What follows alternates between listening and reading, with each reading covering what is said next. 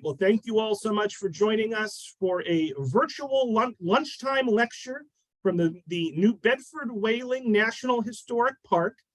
The name of today's presentation, well, the one that I'm going with, Rufai, is Stories from the Whaling Port. Correct. And so we're going to discover the origins and historical significance of New Bedford's whaling port. And this program is led by National Park Guide Rufai Shardo. So let's see, where are we at? All nearly 200 of us. Let's give a big virtual round of applause to Rufai for joining us this afternoon. And Rufai, you can take it away. Thanks so much. All right, thank you. Thank you so much. And also, Robert, thank you for this introduction. And thank you, or each one of you or those who joined me. Thank you so much for this program. And I see everywhere it's come from everybody, from all the towns. That's great. And as you know, the stories about stories for New Bedford. But stories for New Bedford, we can spend all day just talking about the stories for New Bedford. So I'm just going to focus on the economic and cultural transformation of New Bedford. And again, my name is Ranger Rufai Shardo. I'm also from Fall River, Massachusetts. So thank you. You can see some information. If you want to get more information about the park, this is our website, www.gov/NIBI. You can see all our upcoming programs, especially summer programs. So again, thank you. All right, so we're going to start. Let me save my...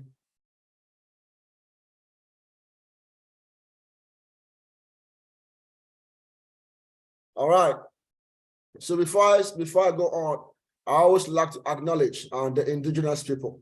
So where I'm coming from, Dartmouth, New Bedford, Westport, Fall River, used to be occupied or owned by the indigenous people. This is their land before the Europeans, before the African Americans, before everybody else came in.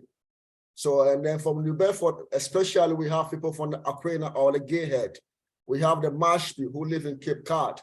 We have the Herring Pond, the Pokanet, the Pocasset. These are just few of the tribes that live around here, again, before everybody else. And so my next question to you in the chat box, who are some of the indigenous people, right, who lived where you are coming from right now? So if you don't mind sharing in your chat, which name some of the indigenous people that live around you. Onipmuc, the Wampunwak, awesome. The Pawtucket, Agawan, yes, mostly Wampunwak, that's great. New Bedford, yeah. Pawtucket, yes. So these are there's a lot of tribes that live here again before everybody else again. And thank you so much for the answers. So New Bedford, the map you are looking right now is the historical district. The green is the boundary of the National Park Service. New Bedford became a national park in 1996. And the focus of the national park is to share the stories of New Bedford whaling. But with whaling came all kinds of stories. New Bedford, we have the Underground Railroad. Runaway enslaved call it New Bedford. They are home. We have the stories of the Irish, the Scottish. We have all these stories that we share. The architecture, we have the buildings, banks. So all these are stories that we share. In the National Park Service, also the Whaling Museum, the largest whaling museum in the world. In this place, you can see artifact collection, how the whaling industry all came about. And we also have, if you know about Herman Melville, Moby Dick, the seaman Bedford, the chapel that he wrote about is in the National Park Service. So as a park ranger, this is what we do. We take people on a walking tour. So hopefully this summer you can make your way to the National Park Service for a walking tour in the historical district. My next, again, what word or phrase comes to mind when you hear the title of the program, Stories from the Whaling Port of New Bedford? What comes to mind? You don't mind sharing in the chat below.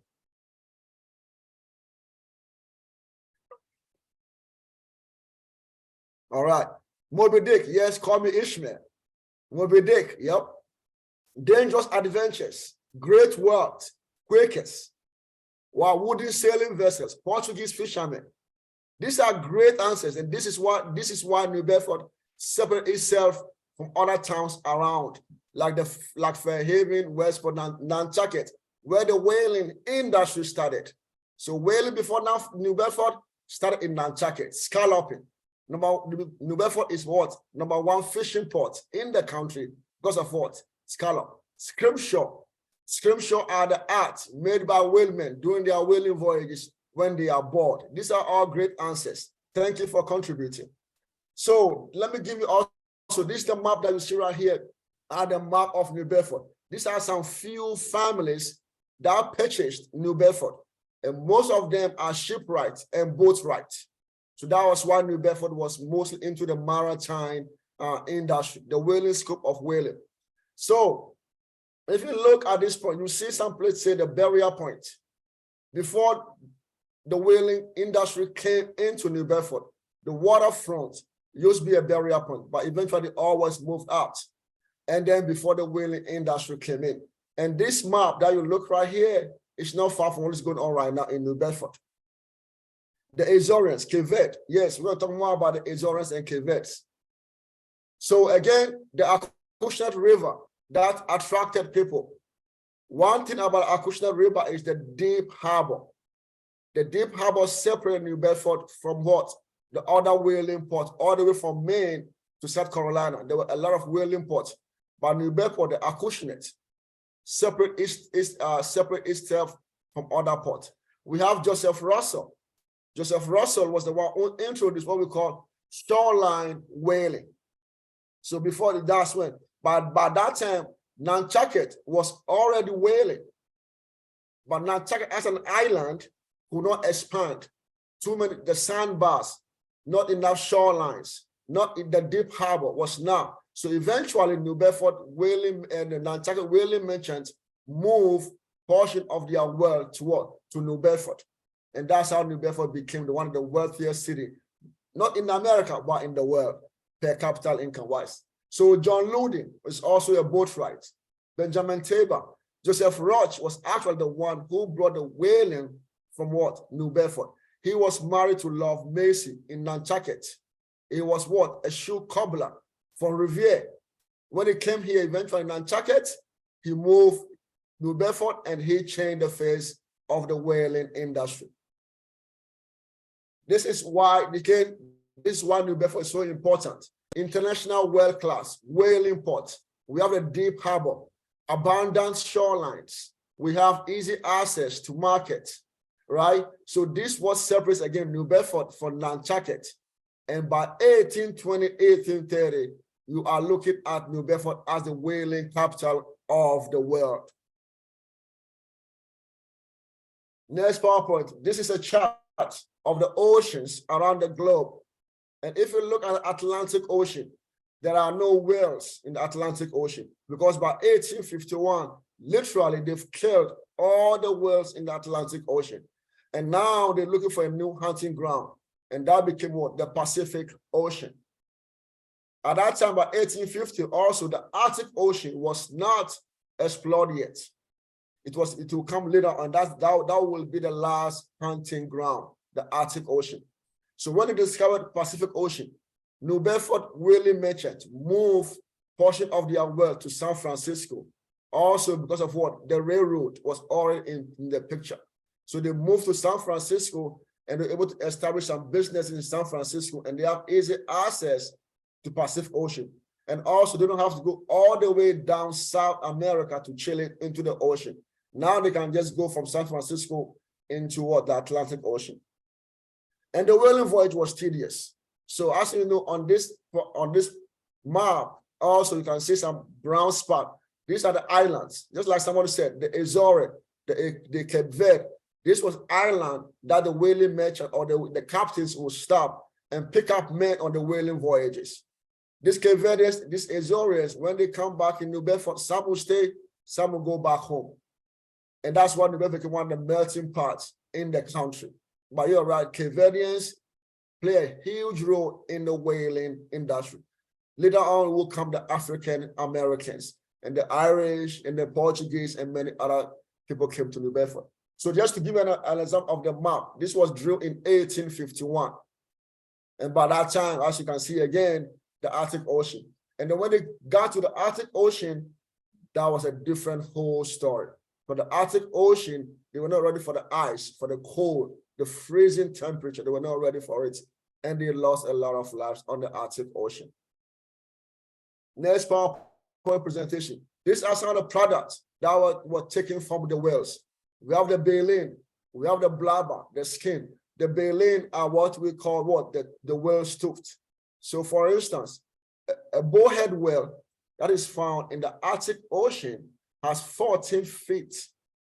14, that's twice my height, the size of baleen in the map. And this baleen helped to sieve their food. Eventually, baleen will be used for corset. Women, one of the highest faction back then.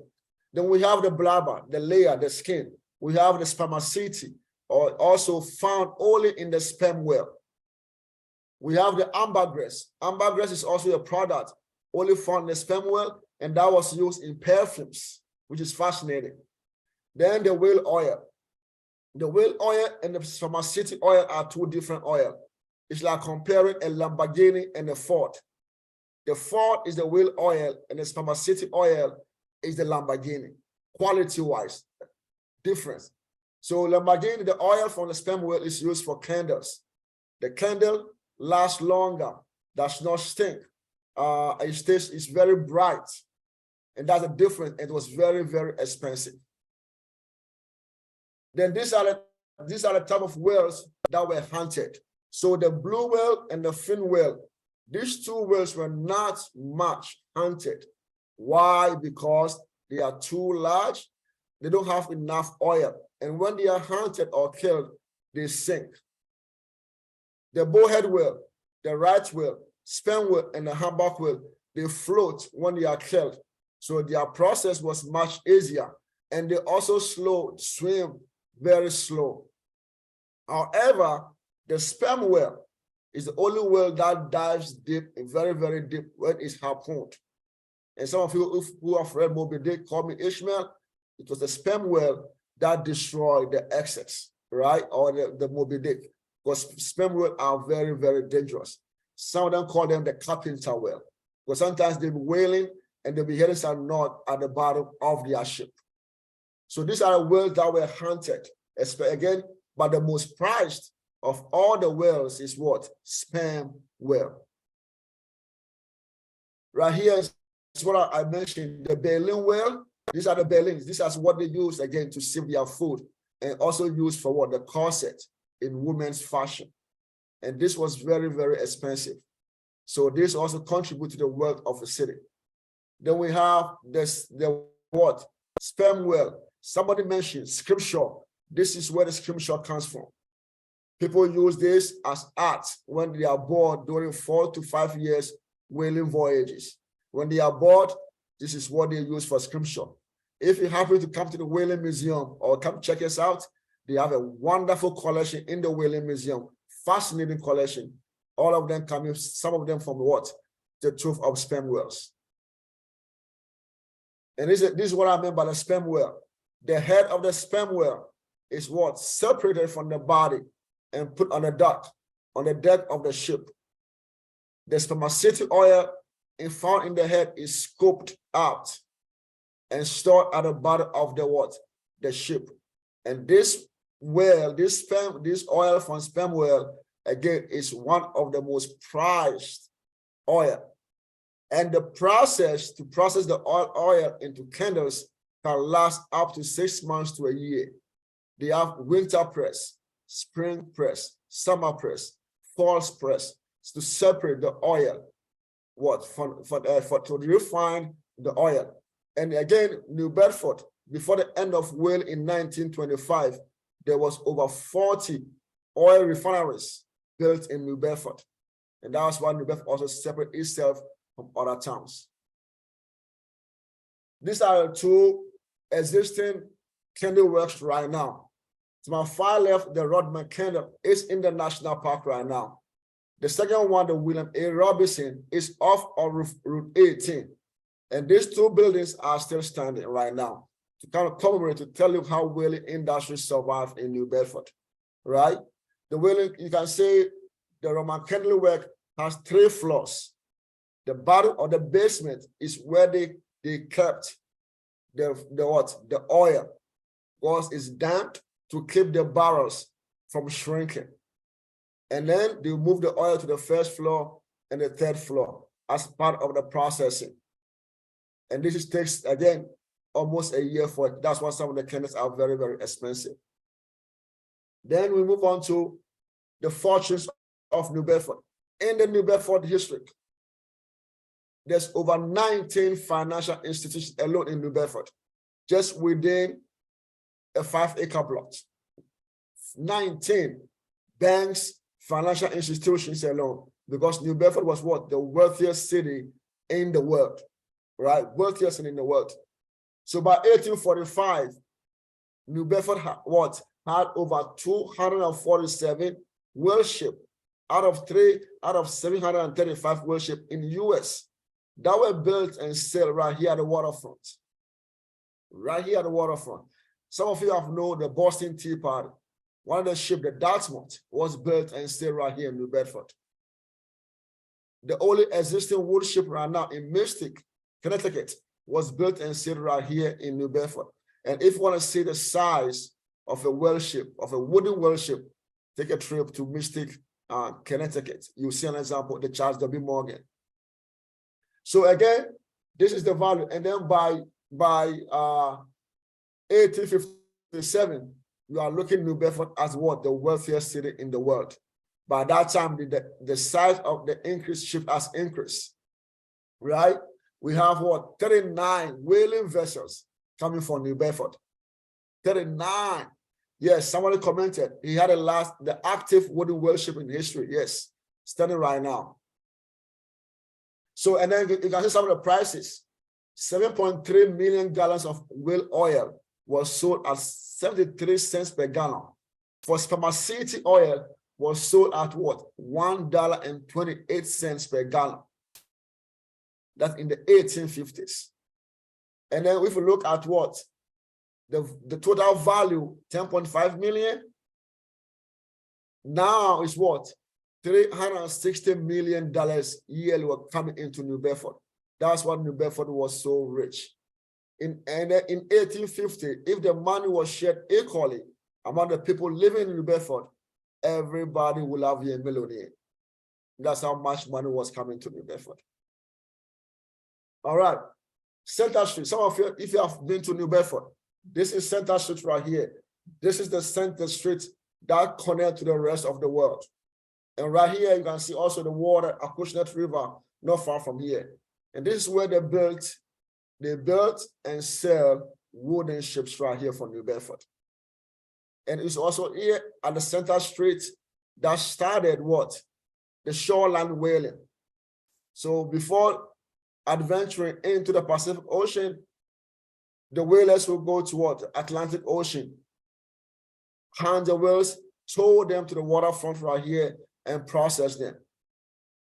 This went on for a while until the Atlantic Ocean, the other whales were killed, and then they move on to the Pacific Ocean. And also what happened at the same time, the size of the ships changed. So beginning was a sloop, which was 1 mast, schooners, 2 masts. Before the whaling ships, whaling back, 3 to 4 masts. And these are over 360 tons, and they are huge. Again, that's when New Bedford took over the whaling industry with the size of the ships. So this Center Street, this picture you see right here, is where the whaling industry started. And then they take off into the what? And you can see the blue mark. These are all the whaling wharfs, or what they call the slips. And by 1850, also close to 50 of them at the waterfront right here. And that's where the whaling ship will anchor and live. At the same time, this was also where what? Runaway enslaved will be run into New Bedford, and they'll be what? Safe and protected. That'll be for us. That'll be a next story.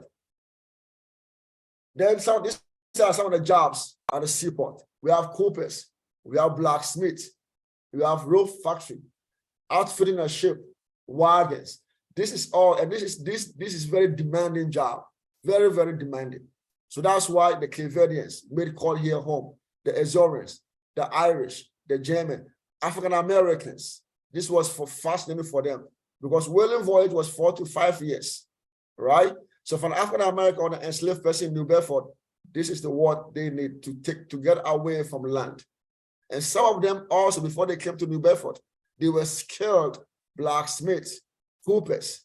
So when they came to New Bedford, it was what? Right fit for them to jump in the industry. Some of you already know Louis Temple, a blacksmith who changed the face of whaling through his invention called the toggle harpoon, which we'll talk about briefly on one of our points.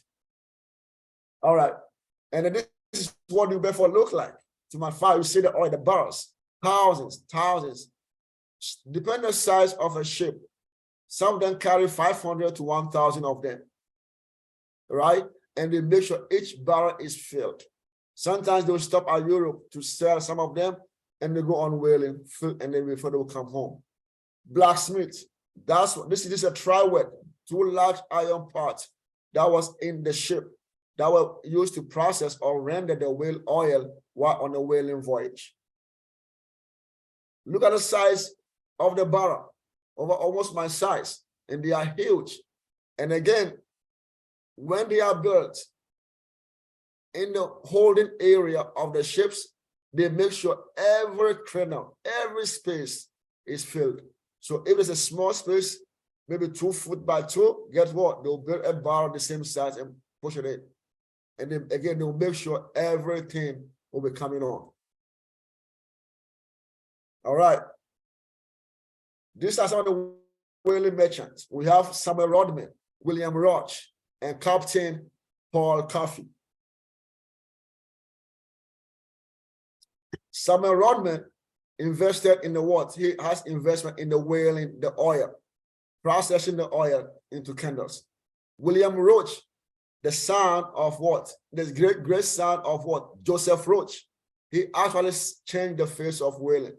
His visionary, his invention, took New Bedford to a whole different level when it came to the whaling voyage. And then we have Captain Paul Coffey. Before I go on, has anybody heard of Captain Paul Coffey? Let me see if somebody have heard of the name Captain Paul Coffey. Anybody? Captain Paul Coffey was born in 1817. He was a Wampanoag, an African American. His father was from Ghana, where I came from. His mom was Ruth Moses. Coffey became one of the wealthiest individuals to live in America. Wealthiest during slavery days in America. He became a whaling what? He was a whaling merchant. Most of his crew that he hired were African Americans and indigenous people to give them hope and opportunity. He was the first person to build an integrated school in Westport. By the time we talk about the whaling industry or whaling merchants, Paul Coffey is now mentioned. I like to mention this is a guy who, again, was able to change the face of whaling. And I always ask the question, what are his chances if he was born in the South? What are his chances? But Paul Coffey, again, is visionary at the age of 14 when he started whaling voyage. 14. By 24, he was a captain. Before he died in 1817, again, you are looking at an individual who went to the White House to what? To protest against taxation without representation. Paul Coffey. Next stop. This is Louis Temple. Louis Temple also came from what? Richmond, Virginia. We don't know much about him in terms of whether he was enslaved or not, but he was in New Bedford in 1840s when he came to New Bedford. And he was the one who reinvented the toggle harpoon that you see right here, a blacksmith. And this toggle harpoon changed the face of whaling. His toggle harpoon increased the catch of whales. Again, his toggle harpoon increased the catch of whales. The sad part of Louis Temple is, as an African American, as an runaway enslaved, as someone who could not read or write, did not patent his invention. So he ended up dying very poor. And there's a whole story about him. But Tagal Harpoon, this guy invented. Now we have a statue of him in the public library in New Bedford, not far from here, where we celebrate and honor the work that he has done by contributing to the whaling industry. So again, 1820, 1840, New Bedford became the face of whaling, again, abandoned shoreline. But again, this is again an individual that most people don't know about. It's not in our history book. But his little piece of work contributed to the whaling industry. Frederick Douglass. I know people always talk about when they see Frederick Douglass, it's mostly about the anti-slavery movement. But Frederick Douglass worked right here in New Bedford. 3 of his children were born right here in New Bedford. Douglass was born again into slavery in 1818, and he wrote in his journal, "I have not met a single slave and enslaved who could tell me when he or she was born." So in terms of when he is born, we don't really know, but we are going with 1818 when he was born. Maryland, when he was born, he met a young lady called Anna Murray, and Anna was the one who helped Douglass escape what? Slavery. And Douglass in Maryland was a what? A caulker. Caulker is someone who caulks ships, preventing the ship from leaking. That's his job when he was in Maryland. When he escaped Maryland, he was going to Canada. He was advised in New York by the Vigilance Committee, Douglass, do not go to Canada. Come to where? New Bedford. They are whaling ships, whaling merchants. They are Quakers. Abundant of job for you in New Bedford. And in New Bedford, they will make sure not a slave hunter or a slave catcher will come to New Bedford and take you back to slavery. When he left New York, came to New Bedford. And guess what? 4 to 5 years, nobody came looking for him. In New Bedford, he was safe and he was protected. The sad part of New Bedford is he never got to work as a caulker, because caulking was what? Meant for white people. But at least he said to himself, at least I am free. I can work and make a living and what? Take care of my wife and kids. So before he left New Bedford to Lynn, Massachusetts, to Rochester, New York, to Washington, New Bedford gave him, as he said in his own word, my new existence. I was reborn right here in New Bedford. He gave his first speech in 1841 in where? In Nantucket. Keep going on. These are some of few quotes about Douglass. Douglass said, I found employment the 3rd day after arrival in stowing a sloop with a load of oil. It was new, it was dirty, it was hard work for me, but I went at it with a glad heart and a willing hand. I was what? Now my own master. It was a happy moment, the rapture of which was to be entirely my own. There was no master Hugh standing ready the moment I earned the money to rob me of it. I worked that day with a pleasure I had never before experienced. I was at work for myself, newly married wife. It was to me the starting point of a new existence. That's what New Bedford meant to Douglass when he came to New Bedford here, when he came to the city. He said, when I made my first 2 shillings, when I clasped the money in my hand, my heart swelled because the money belongs to me.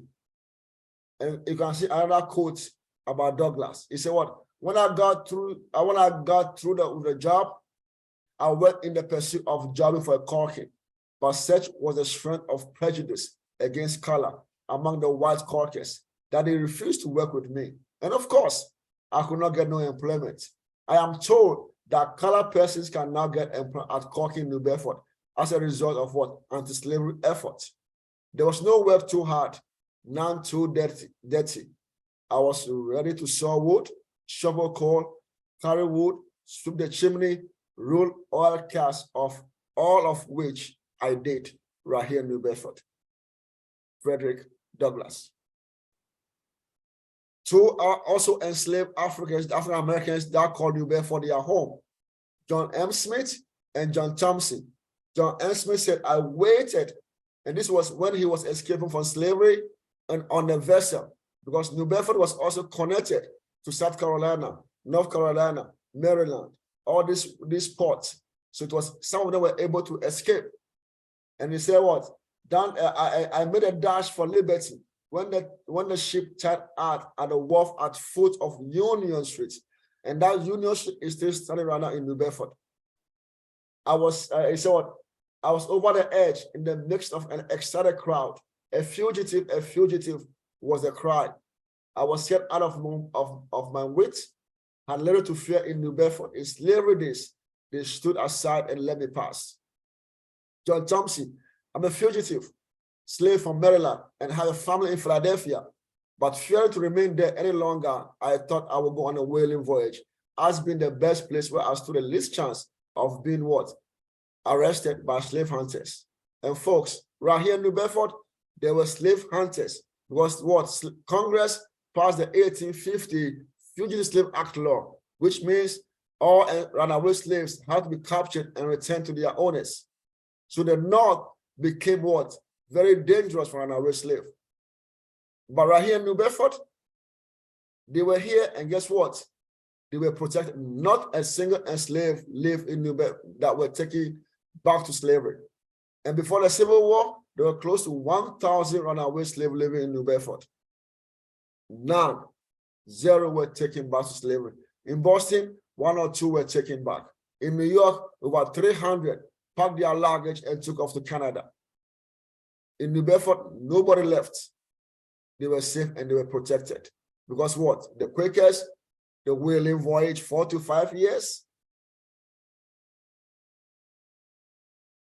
Some of you have read Moby Dick, Hemmemever. This is what? The seamen's better. That were built in what? In 1832. During whaling, a lot of seamen, right, going 4 to 5 years, they come home with what? Money. They made a lot of money. The problem with them is how they spend drinking, women. And this was something that the Quakers, who were more tolerant in the city, could not understand what was going on. So across the Whaling Museum, again, was all the bars, if you have read Moby Dick, the prostitution house. Not so good places to kind of visit. And the Quakers built this church right across it. Right? And to them, they were what? Controlling what they call the immorality or the social vices that was going on in New Bedford. And also when they built this, it's also to give the seamen a spiritual connection, right? Before they go on a whaling voyage. So the Seamen's Bethel was a Hebrew word, which it was a church, but non-denominational church that everybody could come and practice or worship. And this is a place that, again, people will come and worship. Again, Moby Dick, Hemmemever wrote about this in there's a whole chapter in what? Hemmemever's book, Moby Dick. And what we have something called in the chapel, cenotaphs. So if you look across here, there's a rectangular shape. These are the names of men. These are the names of men, right? That lost their lives at sea. The family will come and what? Erect. Will come and erect those who pass away in this place, and people will come and as a memory. Right? So this is still, again, this is still standing. And those of you who have read again Moby Dick can come and check it out. And hopefully you can come and join us during the summertime for a walking tour. All right. Again, this is what I mean by the cenotaphs. If you look at these two cenotaphs, one is erected in 1844. And right now, I'm talking to you right now, the fishermen that were lost at sea, the family will come and what and erect some of this on their will come and read their names on these cenotaphs. So, in one word or a phrase, what are some historical stories from your town, if you don't mind sharing?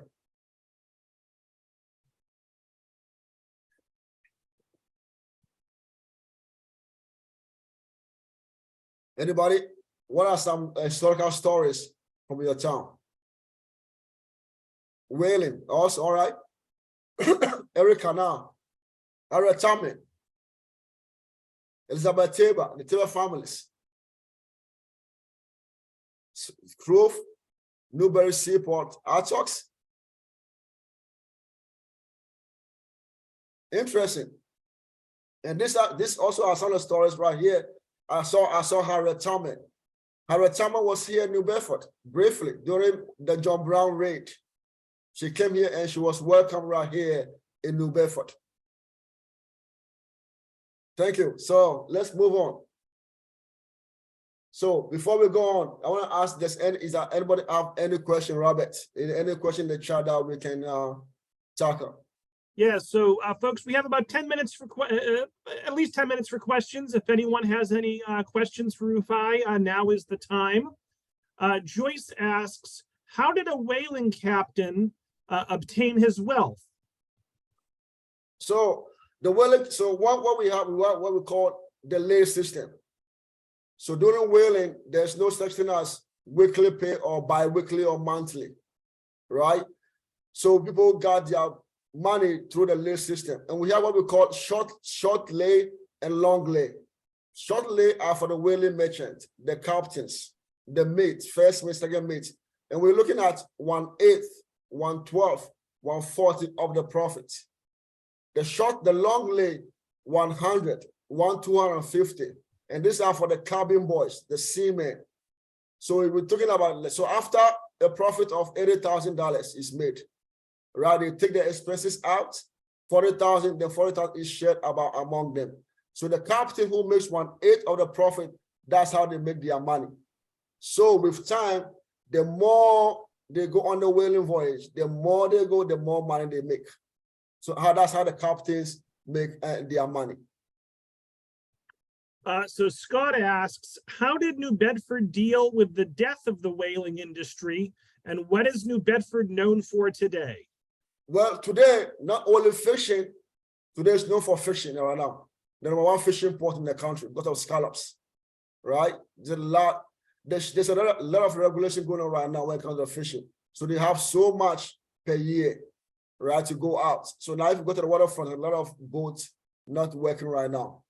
Manufacturing, arts, right? Bierstadt was here during whaling time. Pink Rider. So New Bedford is still known for its artwork. If you come to the National Park on William Street, there's a lot of art studios, galleries, you know. So this is what's going on. Again, restaurants, good food right here, Portuguese food, you know, it's fashion, you know. So this is what New Bedford is known for right now. But fishing is the number one known business in New Bedford right now. What's the best seafood restaurant, Rufai? We have what we call the Black Whale, right at the waterfront, and then the Waterfront Grill, also at the waterfront. So these are the main two seafood restaurants in New Bedford, and each one of them you will not regret it, you know. But these are the two main seafood, and the rest of the restaurants they also do have other seafood. Yes. Karen asks, are there any intact whaling boats on view in New Bedford? No, there's not. The only one right now, and I mentioned, is in Mystic, Connecticut. That's the only existing wooden ship right now. We have a half scale in the Whaling Museum, right? It's also wooden for people coming and check it out, but it's half scale whale ship that is inside the Whaling Museum. That again, you have to pay to go in to go check it out. But at the waterfront, we don't have any wooden. We do have the schooner and the steamer that just came back. But the schooner and the steamer is not, I want to say it's not a whaling ship. It was like a packet ship that transported Cape Verdeans, you know, to New Bedford back then. Shit, you know, so that's what we're gonna call, maybe, I don't know how, not a whaling ship, but an old century ship right now in New Bedford right now. But in terms of whaling ship, it's only in Mystic by Charles W. Morgan. An anonymous attendee asks, can you share a bit more about Melville's time in New Bedford? So Melville came to New Bedford around 1841 when he came to New Bedford. You know, some of you know Melville was born in New York, right? his father was wealthy, but his father lost a lot of money through all kinds of business. So when Melvin on his own came to New Bedford, right here, not far from where I'm coming from, that's where he went on his first whaling voyage on the ship called the Acushnet. That's his first whaling ship. So again, 1841, he went almost a year on the whaling ship. That was something, so the whaling voyage was not meant for him. So after one trip, he jumped ship. He's like, no, I'm done with this, right? And that's why, and also at that same time too, the story of the Essex, the ship that was rammed by what? A sperm whale at the coast of Chile happened. A lot of men lost their lives. There was a lot of cannibalism, and cannibalism went on. So they left the men that survived, right? And the man was able to connect with them and write their story. So the book, the Melville book, was due to what the stories that were due to the accident, and it's also experience on the whaling voyage. So he spent in New Bedford less than a year in New Bedford, but he moved around a lot. You know, so this is a few of his connection with the whaling industry. And we do have, I know we have a lot, we do have a walking tour, a brochure of him in Melville town right here in New Bedford. So hopefully you can come and join us again, you know, and, you know, I can show you the brochure, or you can take your own walking tour. But again, New Bedford here gave, Melville his storyline, if that makes sense. Michelle asks, how long does the walking tour that you organize take? And is the Great Whaleman statue at the library downtown included on that walking tour? Yes. So sometimes, yes, some problem with our walking tour is older people sometimes tend to come on a walking tour, and sometimes we have to accommodate them, right? So the walking tour is around an hour, 45 minutes an hour long, and it's within the historical district. Sometimes we go as far as the Johnson House. So the Johnson House is the first free home of what? Frederick Douglass, which is still standing right now, right? The statue is about 3 blocks from us, not far from the Whaling Museum, still standing right now. So sometimes depend also on the group. So if you want a special walking tour, you can organize a special group. We can go as far as to that location, which would take us like an hour and a half, including the walk and then the program. So it depends. But the regular walking tour is just an hour. But to go a little further will last an hour and 30 minutes overall. And Rufai, just to confirm, the name of the museum is the New Bedford Whaling Museum. Is that correct? Yeah. Correct. And it's 1 block from the National Park Service. Yeah. All right. So that answers a couple of questions that popped up. Esther wants to know, what was the most hunted whale back in the day? The most hunted whale is the right whale. The right whale was most hunted of the whales, but the most prized, or the one they were looking for, is the sperm whale, right? But the most hunted is the right whale, again, because they swim very slowly, right? You know, and then they are mostly not far from the ocean. So yes, and then when they got to the Arctic Ocean, the bowhead whale became the most hunted whale in the Arctic Ocean, right? And then the bowhead whale has what? The long, the belly, right? That separates itself from the other whales. But yeah, so but the right whale is the most hunted of all the whales. Michelle asks, with men off at sea for many years, what role did women play back in New Bedford? There are very interesting stories of women that our research is coming up with. There are some women that dress as men to go on a whaling voyage, which will be coming out. There are most women also, and mostly the wives of captains that go on a whaling voyage. And interestingly enough, sometimes the captain will fall sick also, and guess who will take over the role? The wife. And we have stories that the women actually navigate some of the voyages. So it depends on what you look at. Most of the story we have is mostly the women are the wives of the captains. And few here and there, some men or some women dress as men and went on a whaling voyage. There's an interesting story that happened in New York that ended up in the court system. They didn't want to pay the young lady, after so long, they eventually paid her, but again, there's so much story about now. New research is digging a lot of story coming up. And so we know few of the women that went on a whaling voyage. Lynn wants to know, how long was a typical whaling voyage? So typically it's 3 to 4 years. Oh my goodness. I have come across 11 years on the ocean. I've come across, yes, 3 to 4 years mostly. But by that time too, the canal was not built. So they have to go all the way down from New Bedford to Chile into the Pacific Ocean. Sometimes they will stop at England to sell some of the oil. They have to go to Bedford to pick up men.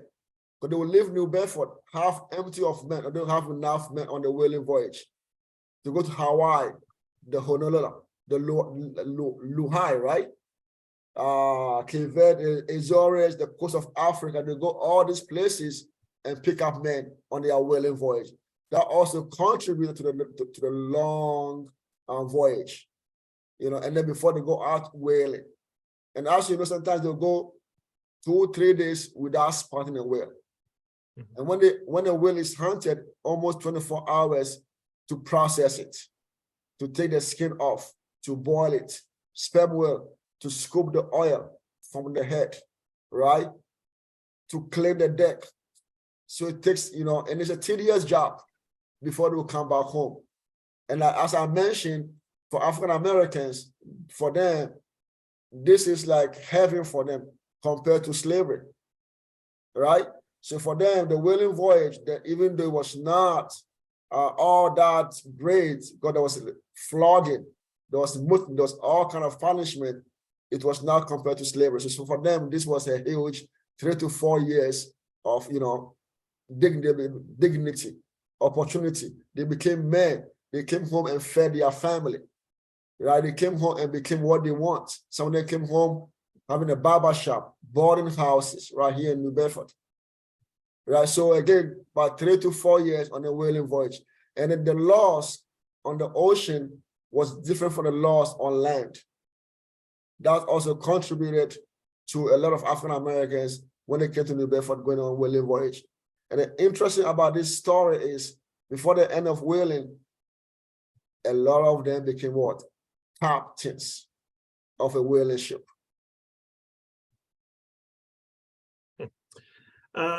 Good follow-up question for Virginia.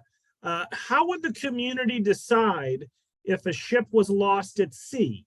How long would they wait for a ship? Wow, that's a good question. The only ship that we know was lost was the one in the Arctic Ocean. That we know I've not come across a ship that was lost in the Pacific Ocean or Atlantic Ocean. I've not come across any research. But usually what happens is most of the whaling merchants own maybe 3 or 4, they invest in 2 or 3 ships.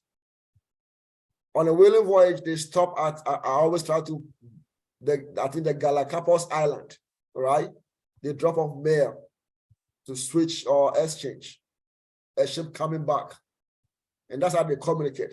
Lack of communication, it was very hard back then. So for instance, the excess, when excess was rammed by a ship, nobody knew about it. Nobody knew about it until they made their journey over 3,000 miles to Chile before they were discovered. So your chances of being discovered on the ocean, I don't know, is less. So again, the only one we knew about it was the excess.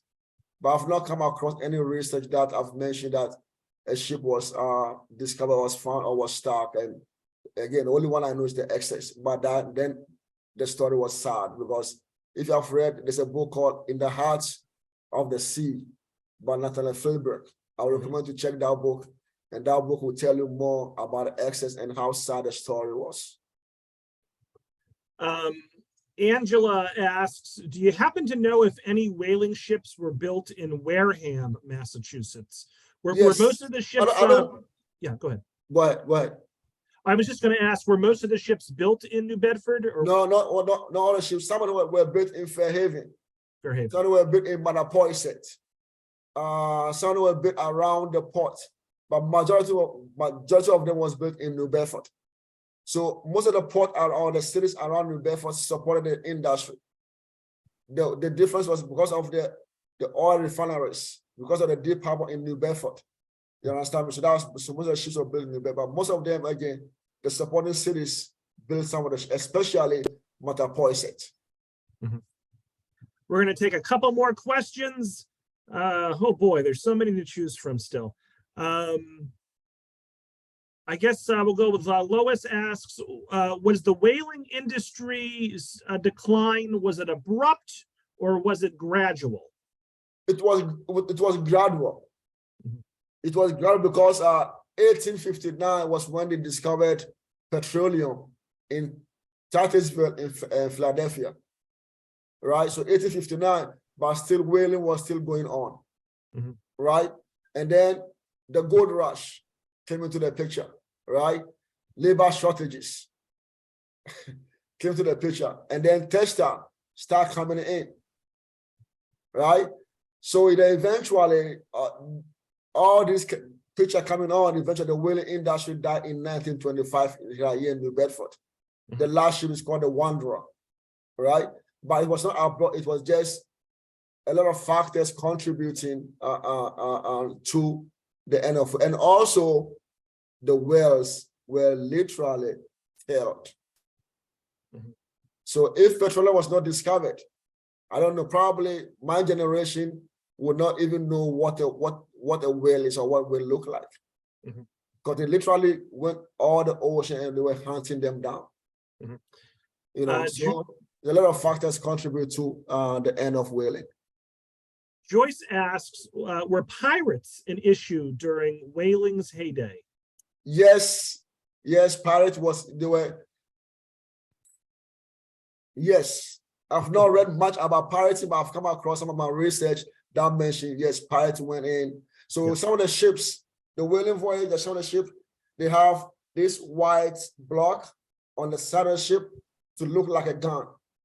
Right, to kind of warn pirates on the ocean. So yes, pirates was something that was not that common on the whaling voyages. So final question I'm going to ask is a personal question, Rufai. It comes from an anonymous attendee. He or she asks, coming from Ghana, how did you become part of the New Bedford as a ranger?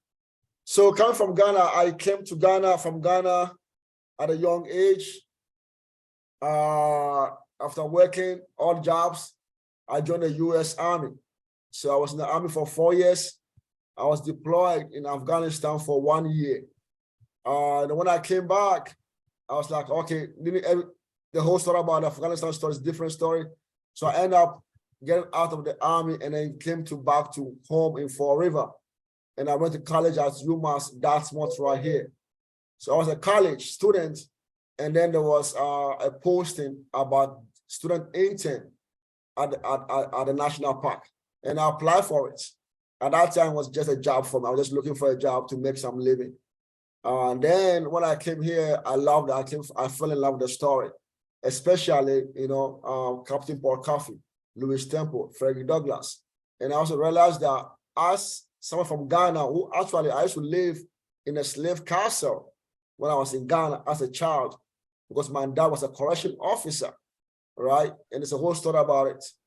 So this was something that eventually got my attention. That's how I got to work for the National Park Service. And when I was done with college in 2014, there was an opening, and I applied for it. And as a veteran, and who has worked for the park for a few years, I was able to get that job. And that's how I became a park ranger at New Bedford Whaling. So I do walking tours on the New Bedford the whaling story, and also Underground Railroad. I do start walking tour. And I know somebody was mentioning about the closed caption. I have a strong accent, and I apologize for that. Rufai, under normal circumstances, the closed caption was pretty horrible. So, Yeah, so don't worry about that. So Rufai, you yourself have a fascinating life story, and Yes. thank you for your service to the military. So folks, let's give Rufai a big virtual round of applause for a wonderful presentation. Folks, look for an email from me later today with a link to this recording, a link to a feedback survey, and information about some other upcoming virtual programs that might be of interest. I know there was about a dozen of you where we didn't get to your questions.